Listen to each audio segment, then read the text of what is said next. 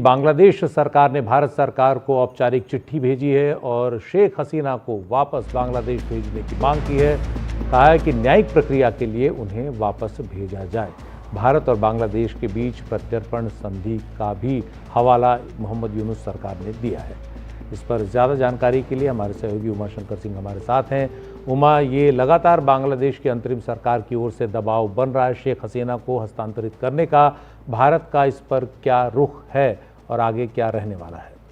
जी देखिए, 5 अगस्त को जब से शेख हसीना को गद्दी छोड़कर बांग्लादेश से भागना पड़ा, उसके बाद से लगातार इस तरह की जानकारी आती रही है। लेकिन अब की बार जो है बांग्लादेश मीडिया ने वहाँ के विदेश मंत्री जो कि कार्यवाहक विदेश मंत्री हैं, उनके हवाले से खबर दी है कि उन्होंने ये जानकारी दी है कि भारत को एक नोट वर्बल भेजा गया है शेख हसीना के एक्सट्रेडिशन के लिए। और ये भी जानकारी दी गई है कि भारत और बांग्लादेश के बीच जो है वो एक्सट्रेडिशन ट्रीटी है और इसके तहत शेख हसीना को बांग्लादेश को सौंपा जाना चाहिए, क्योंकि वहाँ पर जो इंटरनेशनल जो आईसीटी है उसने वहाँ पर कई मामले दर्ज किए हैं जो कि मानवता के खिलाफ अपराध के हैं और साथ ही साथ नरसंहार से जुड़े मामले हैं। तो ऐसे में वहाँ की कोर्ट में अदालती प्रक्रिया को आगे बढ़ाने के लिए शेख हसीना की दरकार है वहाँ पर। और वहाँ के वहाँ का जो गृह मंत्रालय है उसने भी इस बाबत जो है जानकारी दी है। तो जाहिर सी बात है कि औपचारिक तौर पर बांग्लादेश की तरफ से ये नोट वर्बल जो है वो भेजा गया। इस बात की तस्दीक वहाँ की मीडिया कर रही है।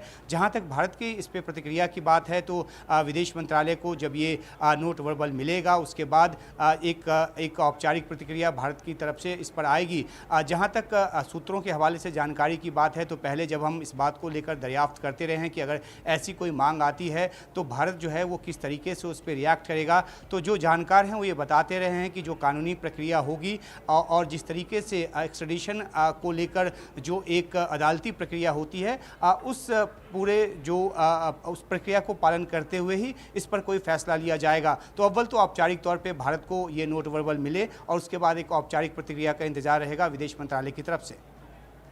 बहुत बहुत शुक्रिया उमा, विस्तार से पूरी जानकारी देने के लिए।